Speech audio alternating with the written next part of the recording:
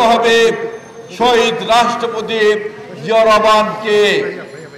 গত 15-16 বছর যেই সরকারটি ছিল, ওই সরকারটি সব সময় শহীদ রাষ্ট্রপতি জিয়া রহমানের বিরুদ্ধে মিথ্যাচার করেছেন।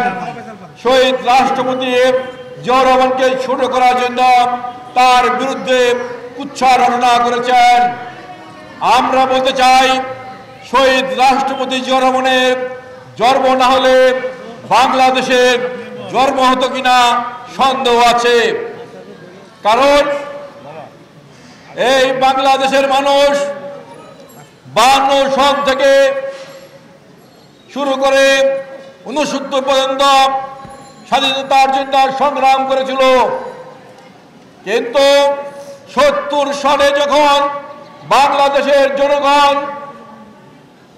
আওয়ামী লীগকে ক্ষমতা দিয়েছিল, পাকিস্তান সরকার যখন নির্বাচিত সরকারের হাতে ক্ষমতা দেয়নি, বাংলাদেশে বাংলার মানুষ ফেঁপে ফুটে আন্দোলনে বেগবান করেছিল স্বাধীনতার জন্য।